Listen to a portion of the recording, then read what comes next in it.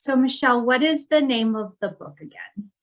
Well, I have it right in front of me. I was prepared.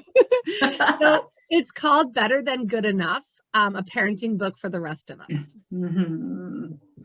Yeah. And I know you have two little ones yourself, but also in your work, in your social work life, I imagine you probably got a lot of inspiration from that. So talk to me a little bit about that. So, I became a social worker. When I became a social worker, I'll just kind of rewind and tell my whole story, starting when I first went into social work over a decade ago and decided to make my career children and families. I always loved kids, but I was like, I want to do this kind of work with children and families. And I started off working with teens. And then as I kind of got older and became like further apart from teenagers, I couldn't relate to them as much. So I was like, oh my God. So anyway, I got a job working with little ones, 0 to 3, and with developmental delays. And I loved it. And I was like, I didn't know you could do like this kind of clinical work with little ones. And then I did an infant parent mental health postgraduate fellowship program at Napa. And so that was really focused on infant mental health. And while I was in that program is when I was in that program, when I started the program, I was pregnant with my first daughter, Hazel. So the alignment between being interested in infant mental health work and like having my own kids has happened like sort of since the beginning, that like, even as I was starting to dive more into these concepts, I was also having the experience of like having my own small children. And now my kids are 6 and 4. So this book is really about that early journey, like between birth and 6. Okay. And now I feel like I'm kind of starting to emerge from the madness. Just wait. I'm sure you know, but yeah, there's more. Other madness emerges, right? It's right. Like that. I feel like this particular window of madness is ending, and now I'm getting into the like school age kid craziness. That's right. Yeah, but we're just kind of coming out of that like infant toddler journey. So that's really what the book is focused on. Is it would be perfect for parents that are pregnant, thinking of having kids, or somewhere in that like early years. The early years. Yeah. So is it mostly sage advice and a little bit of humor? Well, I bet a lot of humor. Yeah, definitely. I would say, so I started writing it, not really knowing what it would lead to, but when I was pregnant with Hazel, when I was in this field. So it's really is that combination between like personal and professional, both of those pieces combined. But as I've been looking at like what's out there for parents, because there's a lot out there, there is a ton of stuff on like, here's what you do with your kid, like almost too much, right? Because we live in this era where it's like everything's on the internet, everything's at our fingertips of like what we're doing or what we're not doing. And then there's also a lot of the like Instagram funny, like mommy needs wine kind of stuff that's kind of on the other end of that. That's just like, oh, it doesn't matter what you do with your kids, right?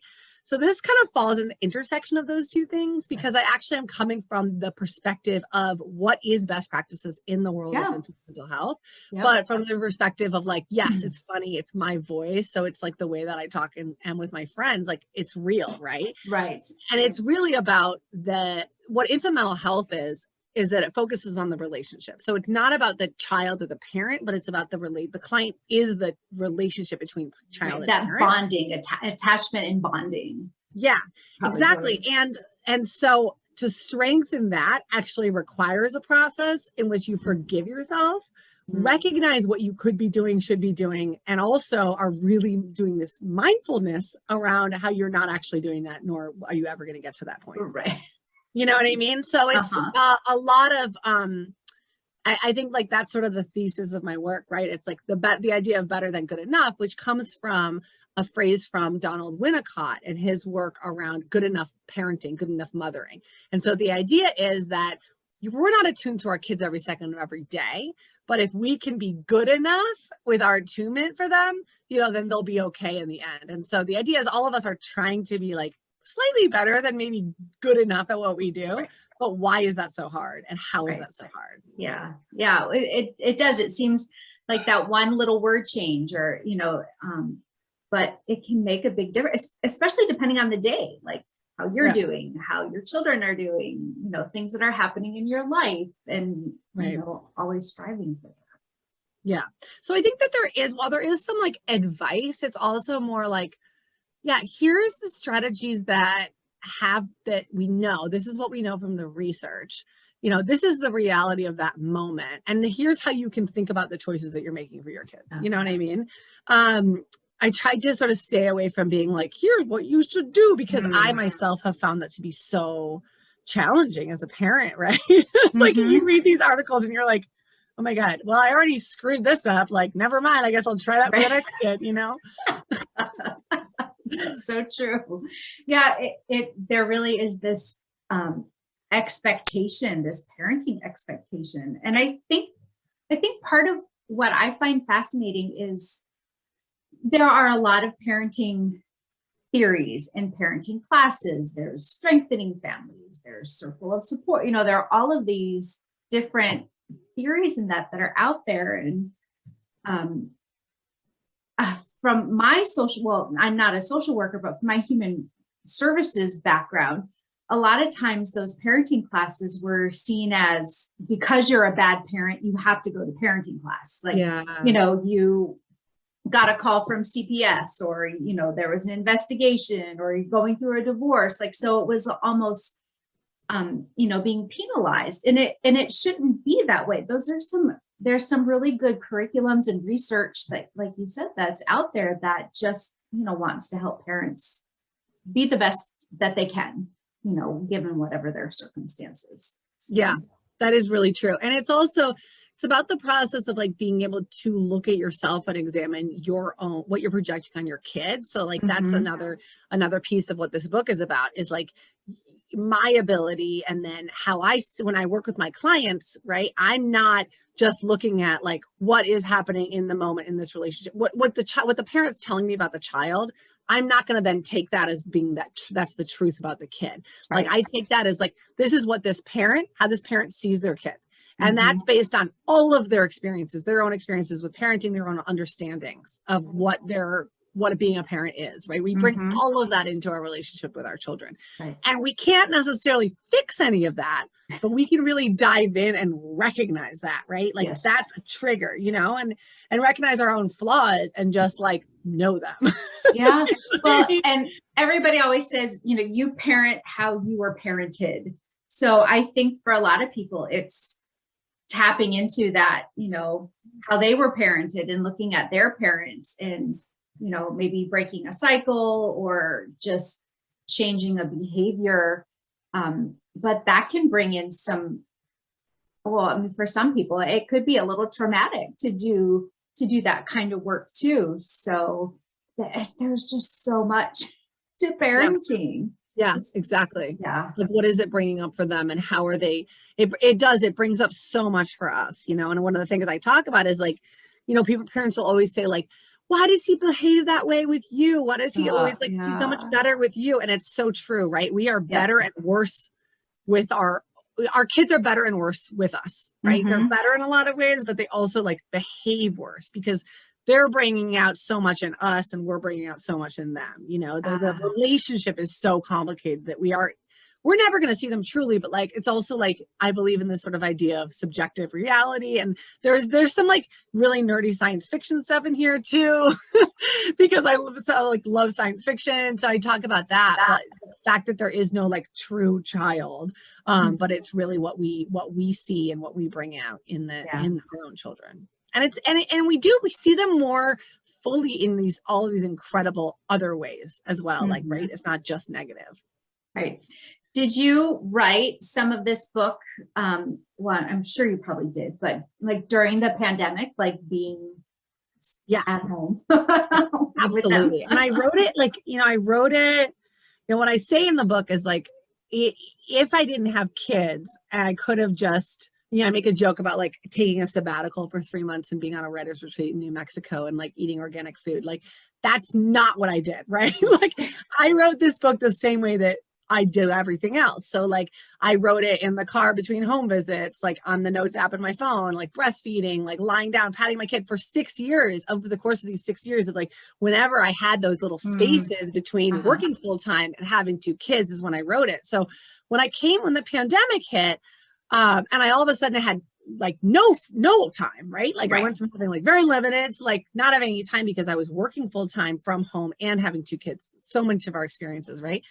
But it's also, to me, it just immediately highlighted how much I felt like my thesis of the book around the power and the importance of relationship was correct, because it was like, all of a sudden there was nobody, like there was no, we were forced as parents of young children to really turn to, like, all of a sudden everyone was like sending these Zoom classes, blah, blah, blah, blah, for like 2-year-olds, which I was like, this is ridiculous. I was like an infant mental health person. Like, no, actually the only way for a provider, and I was seeing this from the perspective of a parent, and I work at a job where I'm helping to run these childcare programs.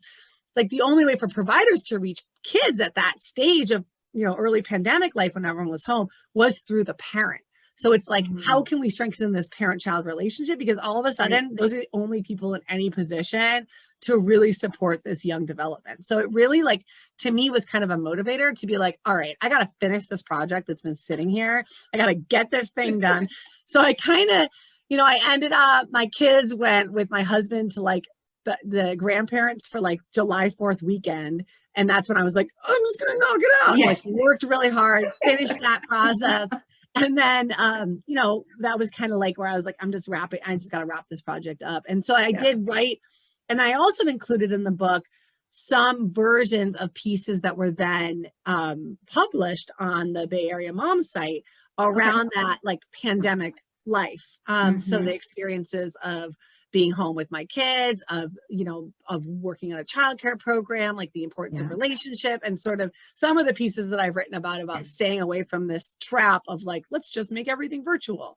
So that's in there as well. I think parents will relate to a lot of those pandemic experiences, because we all went through them and are going through. Yeah. And still like, it's almost there. Almost then.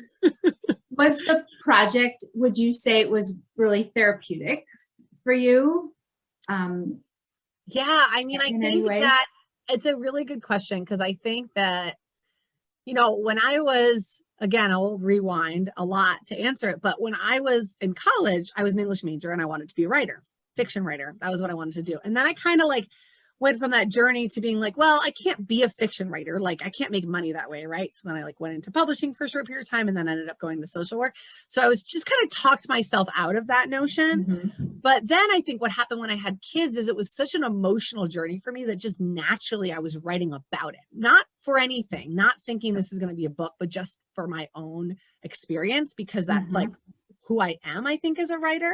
And so I think the process has been therapeutic for me. And then it's kind of made me realize like, I shouldn't have like listened to that part of my brain that was like, you can never do this. You know what I mean?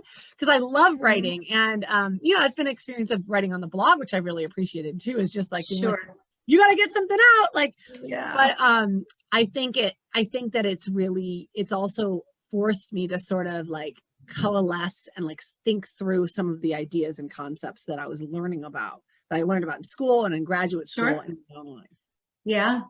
Cause that's, I mean, even, social work, so, based in human experience, it's still, you have to process it and not just read it in a book. You have to have those relationships with clients, with children, helping them along to really kind of go back and be like, that's what Maslow was talking about, or that's, now I get it. And that really is part of the journey. I think that's too why so many of us go through life and have those career shifts, because we kind of realize like, I had to go from there to there to get to here. But even that, giving yourself permission to do that is that can be a scary thing too. Yeah, no, you're right. That's really true. And I think, from that perspective too, like I worked as a social worker before having kids. I worked as a social worker, as the therapist for children and families before having kids and after. And it is funny to look back, because I think that there's just you're so much more certain of things earlier in your career. And that probably goes for everybody, but like, it really goes for like, I'm just like, this is what you need to do. Right. And then I had kids and I'm like, now I get it. Right. Like now I get why it's like not as simple as just being like, just don't yell. You just don't need to yell. It's just, we know that. right? Like that it's so hard to put into practice. And there's this one part in my book where I talk about like, my 2-year-old sticking a puzzle piece on the fridge repeatedly and then crying and screaming because it's falling down. And she's like, it's not sticking. It's not sticking. And I'm like, Hazel, it's not a magnet. It's a puzzle piece, And she's like, it is a magnet. She screams at me. And then I scream back at her. And then I take a second to realize like, who is being irrational here, right? Is it the 2-year-old who doesn't know that it's not a magnet? Or is it like the woman in her mid-30s with a graduate degree in social work who's screaming at a 2-year-old? Right. You know what I mean? Like, but it's not about knowing that it's really about like how hard that actual piece is. And so I think it's made me such a better therapist to just be like, yeah, now I know. And now when I talk to folks that I supervise, I have to kind of remind them of that. I'm like, easier said than done, girl. That's right. Easier. That's great. Well, that's great that you're doing that. And I know some social workers maybe stay away from that kind of mentoring part, but that's great that you do that and you embrace that and kind of help them along and help them process it too. Yeah, exactly. Oh, that's great. What does your husband think about all of this? Well, I think he was I didn't read him a draft of it at all. I wouldn't really show anybody a draft except for my sister did like an early copy edit, just because like I didn't want people to influence. I was like, I want my voice to be in it. And then I also knew that he would remember things differently than me. So I was like, I don't want your memory. Yeah, we're not. And so, he was worried that I had like that I'd badmouth him or something, which I didn't. But he did read it and he was like, I don't come off as like, he's also a licensed clinical social worker, and that piece is not in there. Okay. I didn't make him seem like a genius in any of these ways, right? But I also didn't, we didn't really badmouth him at all. I think I just added at the beginning of the book, I talk about some really good advice that he gave me, which was really early on. It wasn't even advice. It was just like, he made me see something in a different light where I was just talking obsessively about Hazel's sleep and like, should I do this? Should we do that? Should we do this? Should I breastfeed? Because this infant sleep thing is like such a baffling issue. I feel like it's one of the biggest issues that you face ever, right?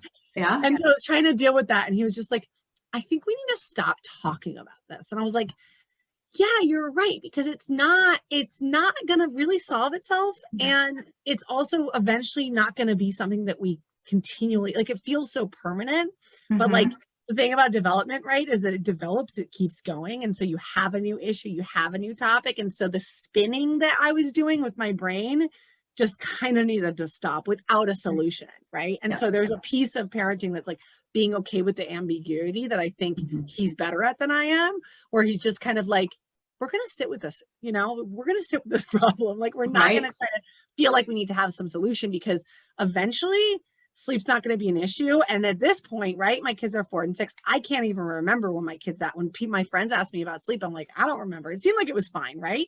Right. Yep. There's a whole new thing that you're now worried about. Yeah. Yeah. But separation anxiety, going to school, or any number of the next thing. Yeah. And it's incredibly hard. It's so funny to me to think back. Like, it's so hard to remember that. Really, my friends will be like, what did you do about this? And I'll be like, I think it was fine, right? Like, when I asked my dad, I have 3 siblings, but there are 3 of us that grew up a year and a half apart. And so my dad's memory of things, he'll say like that we never fought when we were kids. Like, you guys didn't fight. I don't know. It's like, you're kidding me, right? Like, a 1-year-old, a 3-year-old, and a 4-year-old never fought. Right. But that somehow, we all have this revisionist memory. And I think it doesn't serve other parents that somehow parenting experiences, the bad ones, kind of get erased from your brain or like smoothed over. Right?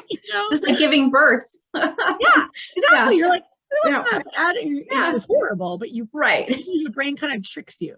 Yeah, I think, So what advice would you have for other moms who, would like to use, writing as a tool to just share their experiences, whether it's something more research-based or something through humor, or, what would you say? What advice would you have? Yeah. I mean, I think for me, like, I feel like I kind of had to just give myself permission to have my own voice. And that was part of the process of not actually asking a lot of people to edit this book, especially early on, and kind of just being okay. Because I think that I was thinking I had to sort of change my voice to be more professional or sound a certain way, right? And then I realized that, like, you know, actually my voice is like the strongest piece of it. And the book is not going to be for everybody, because there's a lot of like random Yiddish words that not everybody's going to know the reading of, which is fine. A lot of swearing, which not everybody likes, right? My politics are really liberal. Like, so, you know what I mean? Like, it's not going to be for everybody. And I think I was just kind of like, well, here's who I am. But that's what you like spoke to when you were mentioning this therapeutic experience, is that like, this is me, you know what I mean? And so I think that there doesn't have to be this, you also don't have to have fits or perfect solutions. And I do think that parents think writing about parenting, talking to each other about parenting, even this comes up a lot, like a mom asks another mom a question and she'll feel like she wants to give her that perfect solution. We all feel that way, but like the reality is that like there probably isn't going to be a perfect fit, and it's not going to happen the way that it happened for her, you know? So it's even like when friends will ask me, I had a friend recently who asked me, like, he was like, what should we put on our baby registry? And I was like, Target gift cards. Or like, because your baby's going to have a different sensory profile than your friend's baby who said that they couldn't live without that swing or that baby Bjorn, or right. Like, you're going to have a different kid. And so you can't necessarily, there's not going to be a one size fits all model for every kid. And it's better to just be like, this is my experience and this is how I made the choices that I made, but it's going to be different for you. Yeah, that's great. Yeah. Having that realization. And I think we as women and moms just want to please people and, you know, be those people pleasers, and to know that it's not going to happen in a book. And if you can stay more true to yourself and your voice, and it's just better in the long run for you, for readers, you know, anybody, you know, experiencing your journey, your parenting journey. Yeah, exactly. Yeah, that's great. Well, thank you, Michelle.